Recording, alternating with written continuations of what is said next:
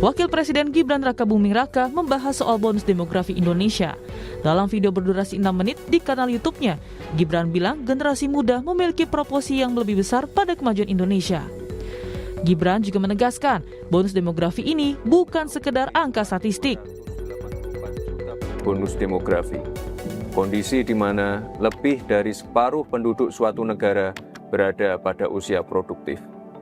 Ya, Indonesia akan mendapatkan puncak bonus demografi di tahun 2030 sampai tahun 2045. Sebuah kondisi yang terjadi hanya satu kali dalam sejarah peradaban sebuah bangsa. Kesempatan ini tidak akan terulang, di mana sekitar 208 juta penduduk kita akan berada di usia produktif, di mana generasi produktif, generasi muda memiliki proporsi yang lebih besar, sehingga memiliki pengaruh signifikan dalam menentukan arah kemajuan. Ini adalah peluang besar kita, ini adalah kesempatan emas kita untuk mengelola bonus demografi agar bukan menjadi sekedar bonus, bukan menjadi sekedar angka statistik yang fantastis, tapi justru sebagai jawaban untuk masa depan Indonesia, di mana faktor penentunya ada di teman-teman semua. Berdasarkan data Badan Pusat Statistik Nasional atau BPS, tren pengangguran di Indonesia memang mengalami penurunan. Data per tahun 2024 di bulan Agustus 2024, angka pengangguran berada di angka 7,4 juta orang. Angka ini turun dibanding tahun 2023, yakni di Agustus 2023, angka pengangguran mencapai 7,8 juta orang. Terkait pengangguran, realita di lapangan menunjukkan banyak warga yang masih berbondong-bondong mencari kerja lewat acara bursa lowongan kerja atau job fair. Misalnya, beberapa waktu lalu Pemprov Jakarta menggelar job fair di sebuah universitas. Lebih dari 5.000 masyarakat hadir di job fair demi mendapatkan pekerjaan. Di sini saya ikut serta dalam mencari pekerjaan. Udah mendaftar ke berapa perusahaan Mas di sini Mas? Kebetulan saya baru 50 perusahaan Mas. Harapan saya setelah mengikuti acara job fair ini anak muda yang mencari pekerjaan agar lebih dapat pekerjaan. Dalam paparannya soal bonus demografi, Gibran juga menyinggung prestasi Timnas U17 yang lolos kualifikasi Piala Dunia dan keberhasilan sebuah film animasi anak Jumbo di Indonesia yang menembus 4 juta penonton. Video Wakil Presiden Gibran Rakabuming Raka yang mendorong generasi muda untuk bersiap diri hingga membuat terobosan untuk Indonesia ke depannya menuai beragam reaksi. Lalu sebenarnya bagaimana negara bisa berperan aktif untuk mendorong bonus demografi ini? Tim Liputan, Kompas TV.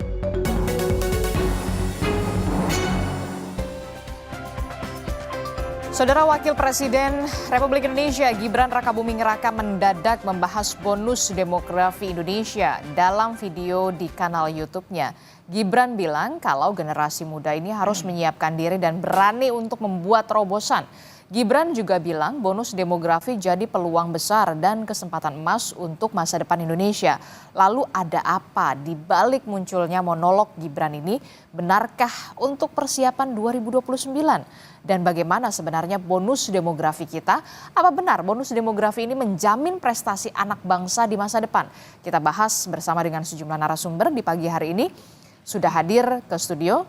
Ada Direktur Eksekutif Parameter Politik Indonesia, sudah ada Mas Adi Prayitno. Selamat pagi, Assalamualaikum Mas Adi. Waalaikumsalam, selamat pagi Adisti. Ya, kemudian juga melalui sambungan daring, ada Sekjen Partai Golkar, Pak Sarmuji, kemudian ada Ketua Umum Ikatan Praktisi dan Ahli Demografi Indonesia atau IPADI, Pak Sudibyo Alimuso. Selamat pagi Bapak-Bapak, Assalamualaikum. Waalaikumsalam. Selamat pagi, Waalaikumsalam. Ya, pagi-pagi hari Senin kita sudah membahas bagaimana pernyataan atau monolog yang diunggah seorang Wakil Presiden Republik Indonesia Gibran Rakabuming Raka di kanal YouTube-nya begitu soal bonus demografi. Saya ingin tanya dulu ke partai pendukung pemerintah yang ada di dalam pemerintahan, Partai Golkar, Pak Sarmuji. Jadi sebenarnya apa ini sebenarnya yang akan disampaikan oleh Mas Gibran dan apa maksud dan juga tujuannya, Pak Sarmuji? Sebenarnya ini peristiwa biasa saja ya sebenarnya. Nggak ada yang istimewa banget, nggak ada ya. Lebih istimewa rambutnya Mas Adi itu saya lihat itu. Tetapi karena ini jarang-jarang terjadi, Jadi ya menjadi menarik karena Mas Gibran selama ini kan diam. Saya menilai ini tidak ada maksud lain kecuali untuk memantik concern kita pada sesuatu yang sangat penting. Kita nggak boleh hanya berkutat pada isu-isu kekinian saja, pada hal-hal yang rutin saja, pada hal yang kita hadapi sehari-hari saja. Tetapi kita mesti concern pada hal yang sangat penting yang akan terjadi pada beberapa waktu ke depan. Nah, ini harus ada yang bicara memang. Pembicaraan ini sebenarnya bukan hanya Mas Gibran. Saya sudah berkali-kali mendengar, bahkan puluhan kali saya mendengar tentang bonus demografi. Tapi karena ini diucapkan oleh Mas Gibran, bentuknya monolog, barangkali yang selama ini jarang bicara, tiba-tiba bicara, mungkin itu menarik perhatian. Nah ini Tetapi ini kan yang jadi menarik perhatian begitu ya, yang biasanya seorang wakil presiden Republik Indonesia gitu Mas Gibran Rakabuming Raka ini jarang sekali berbicara di depan publik, kemudian loh kok tiba-tiba saja monolog banget muncul membahas soal bonus demografi. Apakah kemudian ingin menjadi spotlight atau ingin disorot atau kemudian ada agenda lain sebenarnya Pak Sarmuji? Ya memang jadi wakil presiden itu serba salah ya. Jadi wakil bukan hanya wakil presiden, wakil gubernur, wakil wali kota, itu serba salah. Kemajon sedikit salah. Nanti dipikir, wah ini pasti ada agenda ini. Mau nyalip presidennya atau mau nyalip wali kotanya atau mau nyalip gubernurnya. Tapi nggak berbicara apapun, tenggelam juga salah. Nanti publik akan ngomong, kita punya wakil presiden nggak sih? Nah, nanti akan begitulah Mas Gibran saya lihat mencoba untuk mencari celah, tidak kemajon, tidak terlalu maju, tetapi juga ingin memantik sesuatu yang sangat penting yang barangkali banyak pihak belum bicara. Memang caranya memang monolog. Menjadi menarik kan caranya monolog, bukan dialog, bukan podcast dan sebagainya. Menurut saya caranya pun ini menarik dan menurut saya ini bagian penting. Cara ini merupakan bagian penting untuk memantik concern masyarakat terhadap sesuatu yang sangat penting. Oke, kalau kemudian ini menjadi menarik lagi ketika seorang Mas Gibran Rakabuming Raka tidak hanya monolog tapi kemudian juga tampil berdiskusi di hadapan mahasiswa, calon-calon usia produktif yang nantinya akan mengisi Indonesia Emas di 2045. Nanti salah lagi dipikir menggalang potensi mahasiswa. Oh tidak bertukar pikiran karena ingin menciptakan bonus demografi yang tentu saja berkualitas begitu ya Pak Sarmuji. Tapi saya bergeser dulu dari sisi politik nih, dari sisi politis ke Mas Adi. Mas Adi, Anda melihat ini apakah sebuah kebetulan saja atau kemudian ada maksud dan juga tujuan lain begitu dari sisi politis seorang Gibran Rakabuming Raka wakil presiden yang biasanya jarang berbicara kemudian monolog di akun YouTube dari Wapres ini akhirnya berbicara soal bonus demografi. Ya, saya kira memang tidak mudah jadi Wapres Gibran Rakabuming Raka.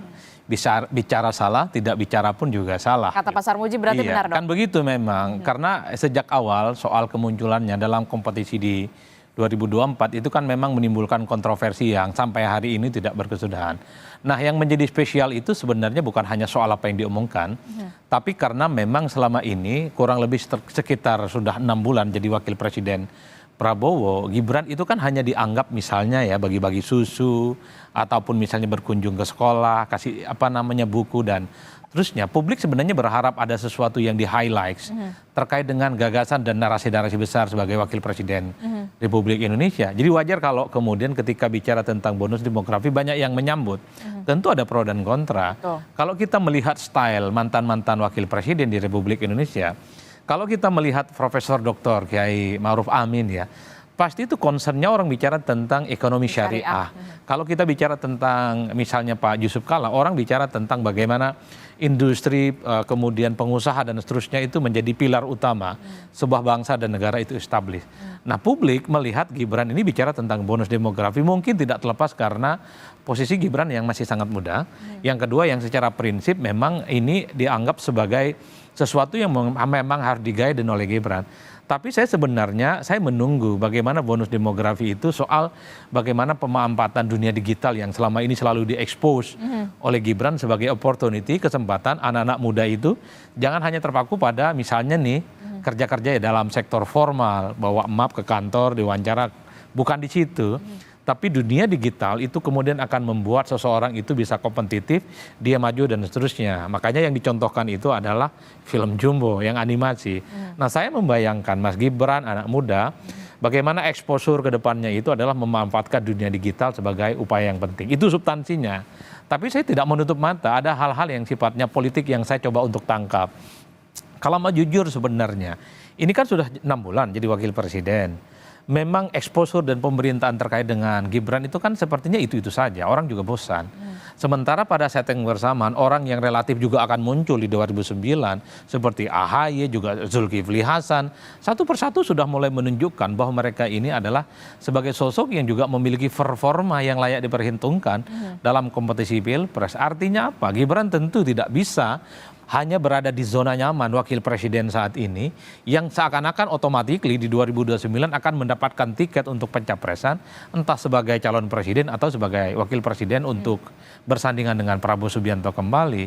Itulah yang saya kira ini bagian dari upaya dari Gibran menciptakan momentum supaya terus menjadi spotlight pembicaraan bahwa Gibran adalah sebagai sosok yang juga sangat punya kapasitas, kompetensi, punya kemampuan untuk menjadi pemimpin di masa-masa yang akan datang. Karena kalau ini tidak dilakukan, Adisti, saya kira memang ke depan akan kebalap dengan calon pemimpin-pemimpin lainnya. Sorry to say, AHY sebagai Menko dan Ketua Umum Partai Demokrat exposure menyampaikan gagasan-gagasan besar terhadap Indonesia semakin besar. Zulkifli Hasan juga mulai speak up tuh. Kata Zulkifli Hasan kalau soal pilpres mungkin sudah sepakat dengan Prabowo, tapi untuk wakil presiden nanti dulu dibicarakan. Bukan tidak mungkin, PAN juga punya intensi untuk maju dan bisa berdampingan dengan Prabowo. Jadi mungkin bagi orang yang tidak terlampau engage dengan politik, bukan aktivis partai, ataupun tidak pegiat politik, pemilu masih lama. Tapi bagi para politisi, 2029 itu sudah sejengkal, Adisti. Ini sudah mulai ditapaki satu demi satu begitu. Dan ini menjadi upaya Gibran Rakabuming Raka juga supaya bisa tetap dapat spotlight di 2029 nanti. Betul, menjadi exposure dan selalu menjadi perbincangan bahwa Gibran ini tidak hanya selesai jadi wakil presiden di 2029. Itulah yang sepertinya ingin ditunjukkan. Kalau mau jujur sebenarnya ini mungkin baru pertama kali di mana wakil presiden monolog kemudian diunggah di akun YouTube pribadinya. Rata-rata kan pejabat publik, dia konferensi pers, undang begitu banyak media dan kemudian speak up ke publik soal isu-isu yang kemudian dia coba guidance untuk disampaikan. Tapi bagi saya ini sudah menjadi sesuatu hal yang baik, positif. Artinya Gibran sudah mau mulai bicara tentang sesuatu yang besar dan mau juga dong didebat oleh masyarakat dan publik. Bicara tentang bonus demografi saya kira tidak ada yang kemudian bisa membantah. 2030 sampai 2045 memang mayoritas penduduk kita adalah manusia produktif. Tapi kan orang bertanya, yang produktif ini mau diapain? Per hari ini pengangguran, akses terhadap dunia pendidikan yang kemudian dianggap layak, itu justru di mayoritas itu adalah kelompok-kelompok bonus demografi. Jadi bukan hanya sebatas retorika, bukan hanya sebatas konsumsi, tapi keberpihakannya itu adalah secara prinsip bagaimana anak muda itu bukan hanya sebatas wacana, tapi secara prinsip dia memang dipersiapkan sebagai satu stimulus untuk menjadi tonggak estafet kepemimpinan di masa yang akan datang. Kan begitu, Adisti. Apa yang kemudian ingin saya sampaikan, kalau kita mengacu pada negara yang sudah maju seperti China, anak mudanya itu jangan seperti yang sekarang, tapi investasi di bidang pendidikan, inovasi dan teknologi. Itulah yang kemudian membuat China per hari ini cukup confident dan bahkan melawan Amerika. Apakah kita sudah menyiapkan itu semua? Dan kita harus mempersiapkan itu begitu ya, Betul. jangan jadi followers juga ternyata ya. Betul, bukan hanya sebatas retorika dan konsumsi bahwa bonus demografi itu indah diomongkan, tapi dalam praktiknya banyak anak muda yang hampa dalam hidupnya. Itulah yang saya sebutkan, mengacu kepada negara-negara maju, bagaimana anak muda ini semakin top ya pendidikan, inovasi dan teknologi itu adalah sesuatu yang niscaya dan tidak bisa kita bantah. Oke, jadi jangan hanya sebatas retorika begitu ya, tapi kemudian kenyataannya seperti apa, melek begitu ya. Betul, itu yang secara prinsip ya. Saya ke Pak Sudibyo. Pak Sudibyo, ini kalau misalkan kita lihat begitu ya, seorang wakil presiden Republik Indonesia akhirnya membahas soal bonus demografi yang nantinya kita akan sambut di 2030 begitu ya, Mas Gibran Rakabuming Raka. Sebenarnya kalau kita lihat sendiri, bagaimana demografi kita saat ini? Apakah kemudian yang sudah dikatakan oleh Mas Gibran ini bisa dikatakan generasi emas, peluangnya banyak, tapi realitanya seperti apa? Pak Sudibyo. Terima kasih. Pertama, saya menyambut baik tadi apa yang disampaikan oleh Samuji ya, bahwa kita dari kalangan eh, praktisi dan ahli demografi pasti senang ada pemimpin yang bicara tentang demografi, kan hanya soal saat ini tapi harus ke depan. Tapi yang jelas harus dipikirnya saat ini juga harus terpikir dan kemudian ke depan. Nah, bicara yang tapi kemudian jadi bonus demografi itu not just a number. Tadi udah Mas Adi memberikan juga warning bahwa mau diapakan jumlah besar itu kira-kira. Nah, saya hanya sedikit ingin meluruskan sebenarnya bonus demografi Indonesia ini kan sudah mulai sejak 2005 dan jendela peluang itu akan menutup sebelum tahun 2004. Itu dari 3 proyeksi yang dikeluarkan oleh pemerintah. 3 proyeksi ya, dari mulai sensus Supas sensus 2010 waktu jalan PSBB, kemudian Supas 2015 Pak Jokowi mengeluarkan proyeksi juga, kemudian tahun 2020 hasil sensus keluarkan proyeksi. 3-tiganya itu bonus demografinya itu sudah menutup di tahun 2045. Mereka berakhir antara 2039 sampai 2041. Artinya pada waktu kita menuju Indonesia emas, itu bonus demografinya itu sudah menutup, sudah diganti dengan generasi-generasi tua. Karena jumlah lanjut usia akan sangat tinggi jumlahnya pada saat itu, yaitu hampir sekitar 20%. Nah ini artinya kalau mau 2045 merubah untuk mendapatkan bonus demografi kedua, yaitu ditambah dengan lanjut usia yang semakin sehat dan produktif. Nah kira-kira begitu ya, ini yang kuncinya. Nah yang penting adalah bahwa bonus demografi ini kan segera menutup jendelanya. Ini kan ada 4 syarat sebetulnya yang untuk memetik itu. Yang pertama, SDM kita itu harus berkualitas mulai sekarang ini. Jadi harus berkualitas betul. Nah itu SDM berkualitas itu perlu pendekatan memang dari sejak lahir sampai kemudian lanjut usia. Ini sudah betul ya, ini langkah pemerintah sebenarnya sudah mulai stunting digarap dan seterusnya supaya nanti menghasilkan SDM yang berkualitas, karena saat ini kualitas kita kan masih ya dalam tanda petik masih kurang bersaing dengan negara-negara lain lah gitu, karena indeks pembangunan manusia kita kan masih cukup rendah. Nah kemudian yang kedua, tenaga kerja itu harus terserap. Tadi disampaikan oleh oleh presenter bahwa pengangguran kita masih sekitar 8 juta dan seterusnya. Ini juga mengkhawatirkan karena di dalam bonus demografi itu kan semua yang bekerja itu kan menanggung yang tidak produktif. Nah kalau yang produktif itu tidak bekerja, tidak punya kerjaan dan sebagainya, itu kan jadi persoalan. Kalau kita lihat Kak Sudibyo, ini kan kalau kita lihat ya tren pengangguran di Indonesia begitu memang trennya memang menurun dari 2023 ke 2024. Tapi kemudian pada kenyataannya pencari kerja jadi masih susah, PHK di mana-mana begitu. Nah, bonus demografi ini apakah nanti jadi masalah? Apakah ini jadi problem tidak? Kalau memang sudah banyak orang terus SDM-nya lapangan pekerjaannya tidak ada begitu. Iya betul. Kalau dia tidak bisa menanggung dirinya sendiri dan keluarganya, dan mereka yang tidak produktif, maka bonus itu akan menjadi bencana akhirnya. Kalau jumlahnya besar, kemudian ini masalahnya kita itu penduduknya itu terlanjur besar gitu jumlahnya ya. Bukan seperti negara-negara lain, kita keempat terbesar di dunia ini. Jadi artinya memang dengan penduduk yang besar itu memang mengelolanya tidak semudah dengan negara-negara yang kecil lah kira-kira begitu. Tetapi ini jadi persoalan ini. Jumlah besar kalau tidak terkelola dengan baik tadi ya, ini kan dia harus menanggung yaitu anak-anak usia 14 ke bawah dan usia 65 tahun ke atas kalau dalam konsep demografi. Nah kalau dia tidak bisa menanggung, ini akibatnya akan menjadi beban. Jadi yang dikatakan bonus itu bukan bonus, karena sebenarnya kita walaupun dikatakan dapat bonus, tapi sebenarnya nggak dapat bonus. Itu hanya dalam tanda petik baru iming-iming pendudukmu itu strukturnya menguntungkan kira-kira gitu. Nah syaratnya ada 4, jadi menjadi bonus bisa dipetik itu. 1, SDM-nya berkualitas. Kedua, tenaga kerjanya tertampung. Ketiga, perempuan juga bekerja. Tapi perempuan kita kan dalam bonus demografi kan perempuan termasuk yang menanggung karena dia termasuk usia produktif.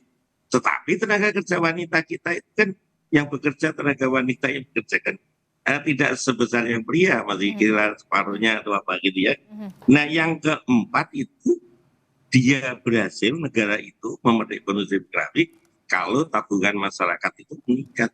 Nah ini kita perlu kita Jadi diksinya bukan bonus demografi, lalu apa dong Pak Sudibyo kalau sebetulnya dia masih seperti istilahnya itu demografi dividen. Jadi demografi. ini masih dividen itu belum terpetik itu. Tapi kalau untuk menggampangkan ya udahlah kita bonus demografi gitu ya. Karena kita belum dapat bonus. Dapat bonus itu kalau kita bisa memanfaatkan struktur penduduk yang menguntungkan itu bagi kemajuan negara. Kira-kira begitu. Nah itu dia, saya mau tanya responnya Pak Sarmuji, gimana Pak Sarmuji? Jadi kalau ini belum jadi bonus demografi, kalau bonus demografi itu sudah SDM berkualitas, semuanya sudah dipersiapkan oleh pemerintah begitu. Jangan sampai kemudian justru menjadi bencana begitu dengan demografi dividen kalau menurut Pak Dibyo ini. Gimana Pak Sarmuji? Ya itu benar yang disampaikan Pak Dibyo itu benar. Bonus demografi ini bisa berubah menjadi beban demografi, bahkan bisa menjadi bencana demografi kalau kita salah mengelola. Karena itu kita menyambut gembira apa yang disampaikan Mas Gibran. Sekurang-kurangnya publik menjadi lebih peduli terhadap problem demografi kita pada tahun 2030. Sebenarnya problem itu sudah ada sekarang. Tetapi kalau itu tidak diantisipasi, itu justru akan menjadi sesuatu yang meledak di tahun 2030. Pendidikan kita tengok pendidikan kita, rata-rata pendidikan kita itu baru kira-kira SMP, baru kelas 9 itu berarti kelas 3 SMP ya, belum sampai lulus rata-rata pendidikan kita. Sementara peluang pasar, peluang tenaga kerja kita membutuhkan syarat SDM yang makin lama makin tinggi.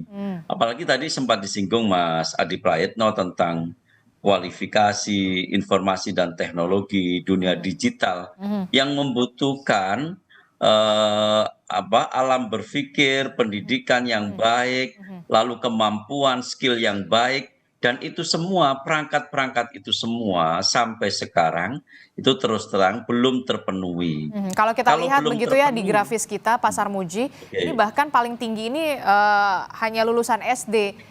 48,26 begitu. Kalau untuk lulusan S1 universitas begitu ya, hanya 18,8. Mampu tidak? Kalau berdasarkan kenyataan ini, rasanya bonus demografi itu belum akan kita dapatkan pada 2030. Tetapi ini kan masih ada waktu. Ada persiapan yang sekarang menuju tahun 2030. Karena itu senyampang ini baru 2025. Ayo konsentrasi kita terhadap apa yang disebut sebagai bonus demografi atau demografi kita yang paling menguntungkan, komposisi usia produktif kita yang paling banyak. Ayo kita manfaatkan, kita persiapkan benar. Kalau enggak nanti menjadi beban demografi. Masalahnya cukup nggak dalam waktu 5 tahun ini, waktu kita 5 tahun ini untuk mempersiapkan itu semua, Pak Sarmuji?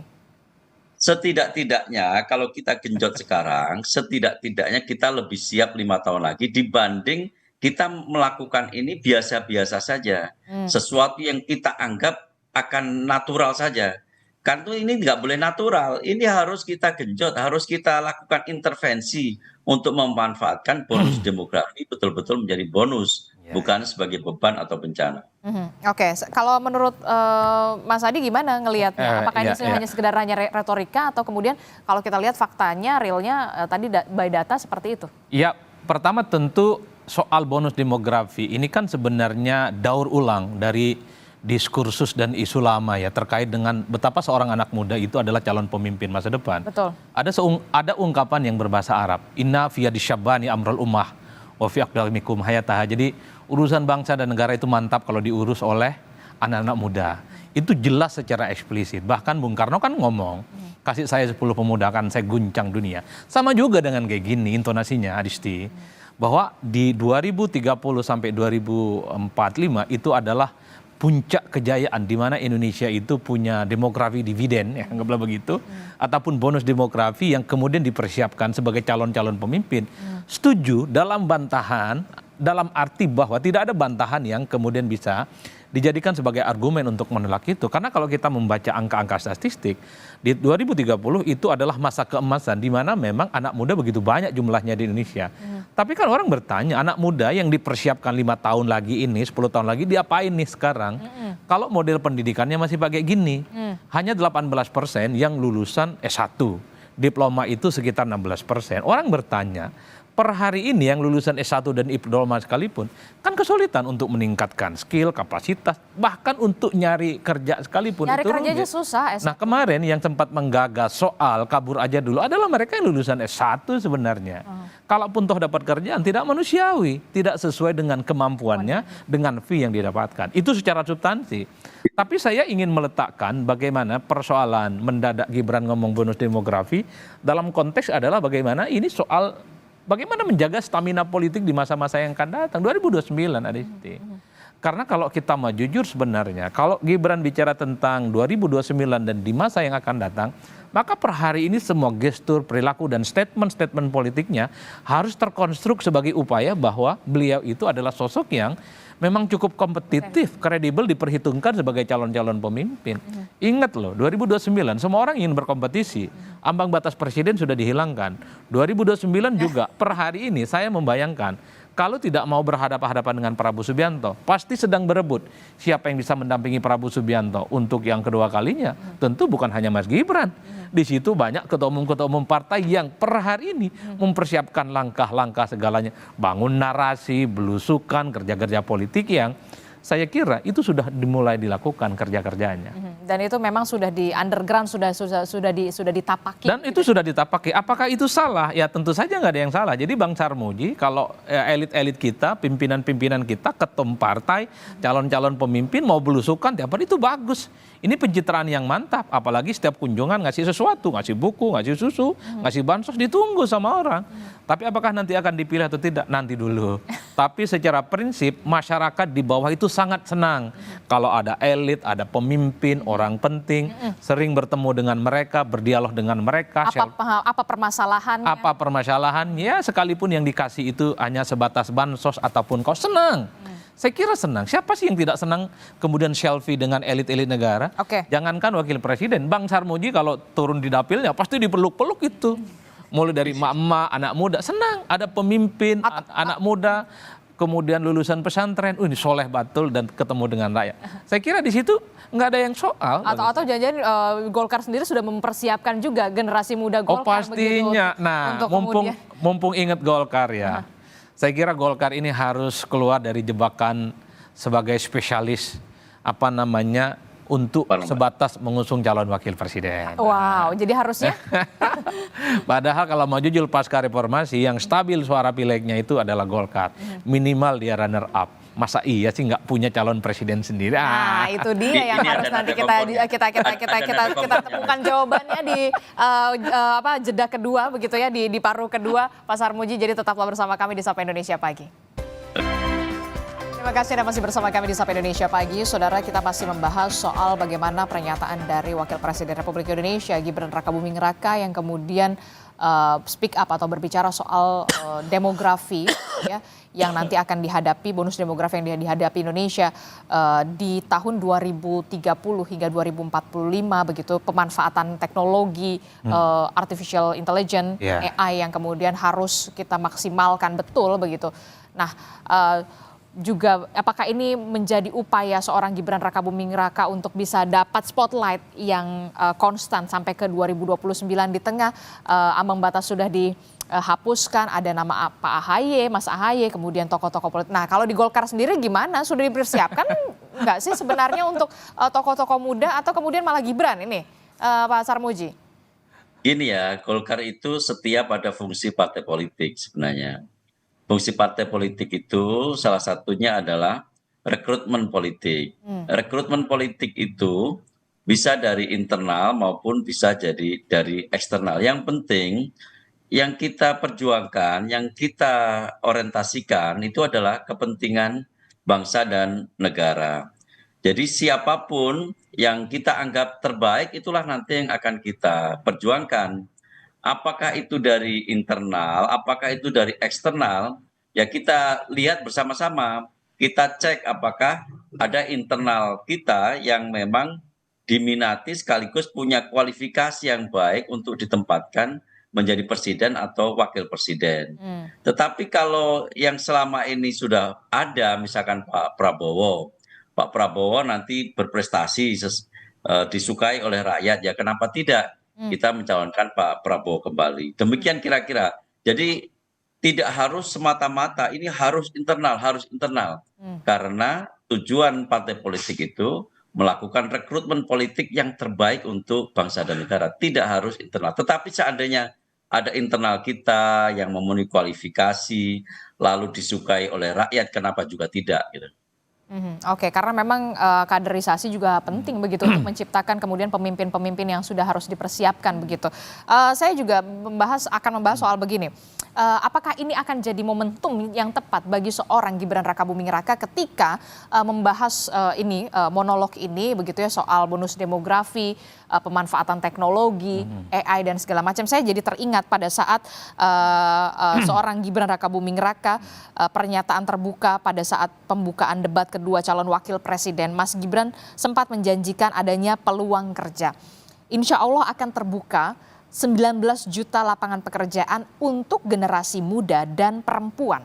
5 juta diantaranya adalah green jobs. Green jobs itu adalah peluang kerja di bidang kelestarian lingkungan. Apakah ini bisa menjadi momentum yang tepat begitu seorang Gibran Rakabuming Raka untuk bisa dalam tanda kutip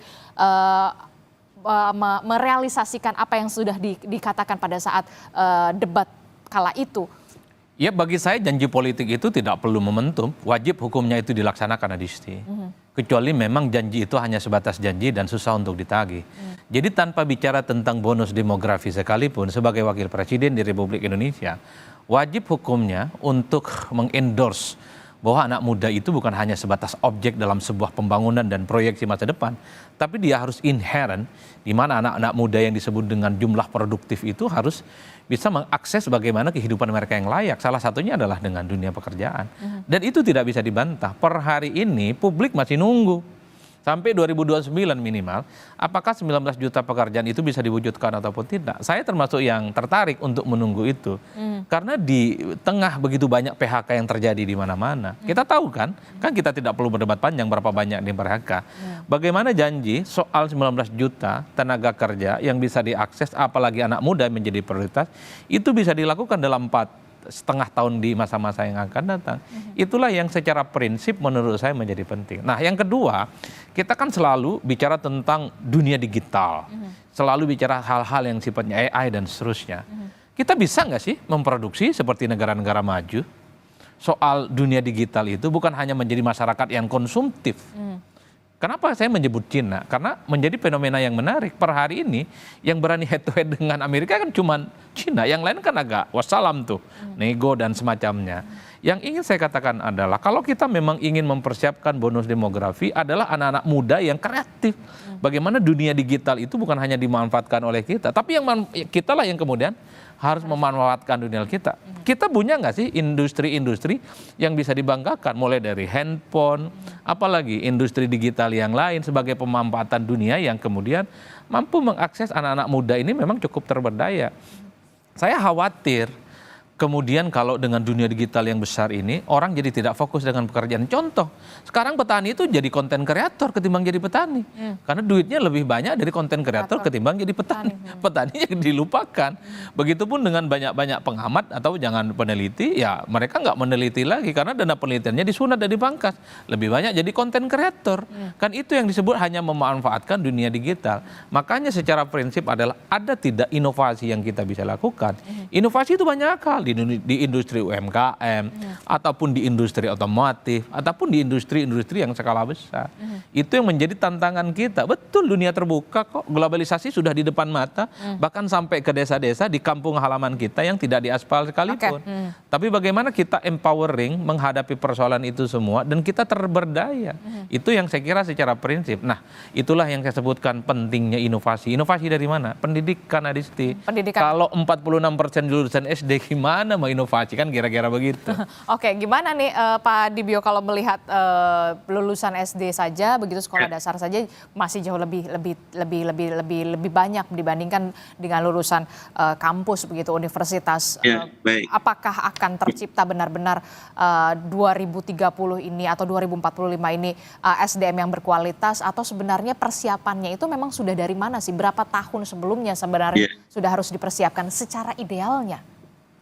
Jadi memang kita itu ya cukup prihatin ya. Artinya dari komposisi tenaga kerja saja misalnya, kita ini mismatch-nya itu juga termasuk tinggi ya di dunia. Jadi kita diperingatkan juga oleh ILO bahwa mismatch di kita itu cukup tinggi, artinya pendidikannya itu tidak sesuai dengan kerjaannya. Pendidikan tinggi tapi yang diambil kerjaan-kerjaan yang tidak terlalu produktif untuk tingkat pendidikan yang diambil dan seterusnya. Itu juga sangat tinggi juga yang hal seperti itu juga menjadi PR. Nah saya kira langkah yang sudah diambil antara lain dengan memperbanyak vokasional saat ini sebetulnya sudah sangat tepat ya. Hanya mungkin persoalannya kurang memperhatikan kebutuhan pasar.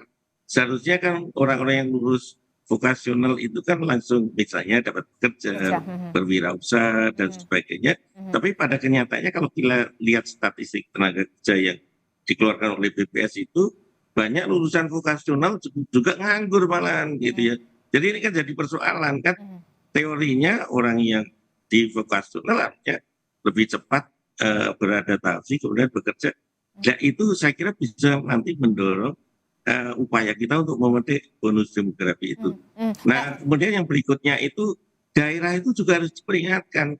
Jangan hanya pusat saja karena toh ini kan tenaga kerja itu kan tersebar di daerah juga.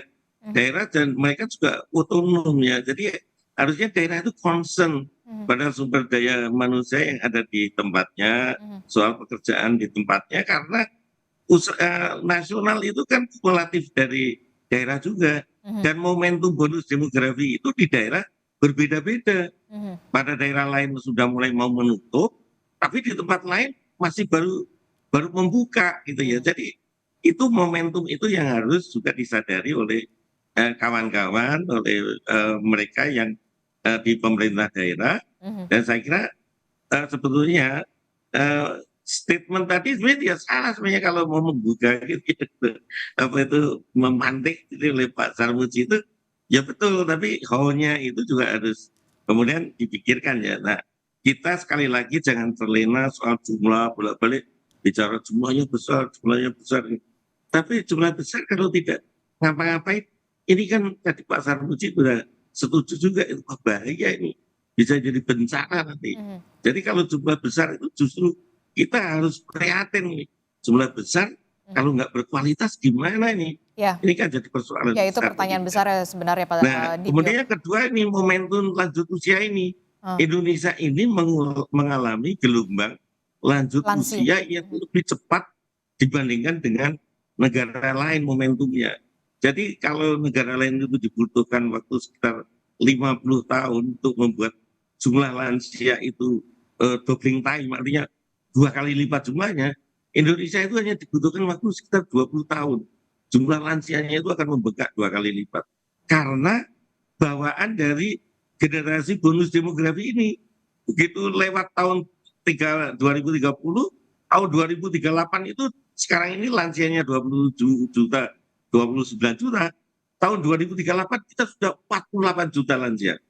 Tahun 2045 sudah 66 juta lansia. Itu sama dengan kira-kira 15 kali negara Singapura atau 14 kali negara Singapura itu Indonesia lansia semua. Nah untuk apa lansia ini? Harus sehat, produktif. Kalau nggak sehat, jadi beban lagi. Nah oleh karena itu, kalau lansianya ini sehat, produktif, orang selalu bilang ini disebut kita memasuki bonus demografi yang kedua. Second phase of bonus demografi. Harapannya seperti itu. Jadi yang muda terus dapat kerjaan, yang lansia juga tetap bisa sehat dan produktif. Nah ini kalau menurut Anda 3 poin krusial yang harus dipersiapkan dan berapa lama sebenarnya harus mempersiapkan itu? Ya sebetulnya kan kita sebenarnya pada tahun 2005 itu kan sebenarnya Indonesia sudah masuk jendela peluang bonus. Kemudian peaknya itu sebenarnya di 2020, 2030-an ini. Tetapi kan ini kan ke arah 2030 ini kan masih ada waktu ya. Ini peaknya, puncak-puncaknya itu karena apa?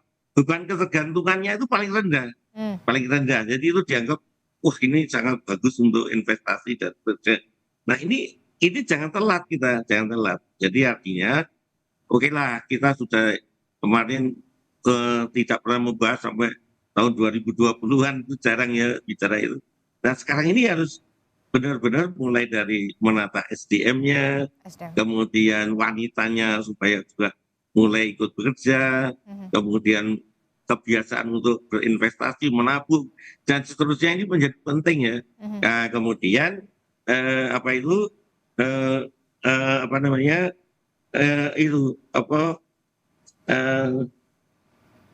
investasi sumber daya manusia, kerjaan, dan penyerapan tenaga kerja tadi. Oke, penyerapan tenaga kerja. Sebenarnya vokasional itu sudah bagus, hanya mungkin tidak melihat peluang pasar yang ada ya. Jadi permintaan pasar apa, jadi demand supply-nya itu nggak klop gitu ya. Pasarnya minta apa misalnya. Jadi kita tetap harus adaptif begitu ya menghadapi masa depan begitu ya, dunia teknologi sekarang tuh permintaannya apa begitu ya. Iya, misalnya seperti itu. Sehingga penyiapannya, vokasionalnya ya mengarah ke sana. Oke, Pak Sarmuji, terkait hal ini, closing statement Anda seperti apa? Pak Sarmuji masih di mute? Masih di mute, oke. Singkat saja. Ya, jadi apa yang dilakukan oleh Mas Gibran itu menyadarkan kita untuk tidak terjebak pada hal-hal yang rutin saja. Kita ngomong perang tarif, kita ngomong hal-hal yang mungkin saja kita hadapi saat ini. Tetapi yang penting juga kita bicara masa depan. Ada tantangan besar tergelar depan mata kita dan itu harus kita persiapkan. Sampai saat ini menurut saya persiapan kita belum maksimal. Karena itu Mas Gibran memantik kesadaran kita untuk concern pada hal yang sangat besar yang kalau tidak kita persiapkan itu menjadi beban bagi kita. Tapi kalau kita persiapkan dengan baik akan menjadi bonus bagi kita. Termasuk juga ini kita juga menanti masih pernyataan dari Mas Gibran soal akan terbuka 19 juta lapangan pekerjaan untuk generasi muda perempuan, 5 juta diantaranya di bidang green jobs. Ya, itu harus kita create, nggak bisa terus kemudian itu terus sudah kita sampaikan lalu nggak kita create, itu pasti akan menjadi barang yang terlupakan. Tetapi kalau dikreasikan, dipersiapkan, lalu bagaimana cara mewujudkannya, di bidang apa saja, mungkin akan bisa menjadi nyata. Oke, kita akan lihat dan juga nantikan. Terakhir Mas Adi, apa yang ingin Anda sampaikan soal poin kritis ataupun highlight dari soal Mas Gibran ini, monolog soal bonus? Ya, saya kira bagus pemimpin itu kalau sering bicara sesuatu hal yang besar, dan semakin bagus juga kalau pemimpin itu membuktikan apa yang diomongkan. Saya khawatir apa yang disebut dengan istilah filsafat, the sign and the solen, sesuatu yang diomongkan dengan apa yang terjadi itu berbeda. Kita tidak mau punya pemimpin yang seperti itu. Bicara tentang bonus demografi, anak muda kemudian mampu mengakses dunia pekerjaan, itu yang kita inginkan. Tapi yang paling penting adalah bagaimana demografi ini di 2045 itu nyata adanya, dan keberpihakan pemerintah dalam hal ini adalah sesuatu yang memang akan terus ditagih dan dipertanggungjawabkan. Karena kalau kita mau jujur sebenarnya Adisti, secara politik per hari ini, di kita itu tidak ada persoalan apapun. Semua partai politik, semua eksponen, semua kepentingan politik ini kan tegak lurus dengan pemerintah. Termasuk partai yang kalah pemilu sekalipun per hari ini tegak lurus dan sami'na wa ta'na. Ini tidak ada persoalan yang saya kira menjadi hambatan serius untuk mewujudkan bagaimana demografi ini menjadi bonus, bukan hanya demografi yang sebatas berjalan di tempat menjadi dividen. Itulah yang saya sebutkan, pemimpin kita itu memang harus jago ngomong, jago membangun narasi-narasi besar, karena itu adalah bagian dari mindset seorang pemimpin itu punya ekspektasi terkait dengan pemimpin-pemimpinnya. Saya kira negara-negara maju seperti sekarang itu bukan hanya dipikirkan sekarang, tapi dipikirkan 40-50 tahun sebelumnya. Itulah yang kita harapkan. Kalau betul kita punya bonus demografi, endingnya 2045, per hari ini apa yang sudah dilakukan buat adik-adik kita yang masih umurnya belum produktif itu. Kan itu saja kunci bagi saya supaya bonus demografi ini bisa dimanfaatkan untuk kemajuan bangsa, kompetitif. Itu tadi, pendidikan, inovasi, dan vokasi. Itu saja kuncinya. Oke, kita akan nantikan tentu saja SDM yang berkualitas harus ditapaki dari sekarang begitu, walaupun kita cuma punya waktu kurang dari 5 tahun lagi begitu ya. Kita akan lihat nanti akan seperti apa. Terima kasih Pak Dibyo, kemudian Pak Sarmuji, Mas Adi Prayitno telah bergabung bersama kami dalam dialog kita di pagi hari ini. Terima kasih Bapak-bapak, sehat selalu. Assalamualaikum, selamat pagi. Waalaikumsalam warahmatullahi wabarakatuh.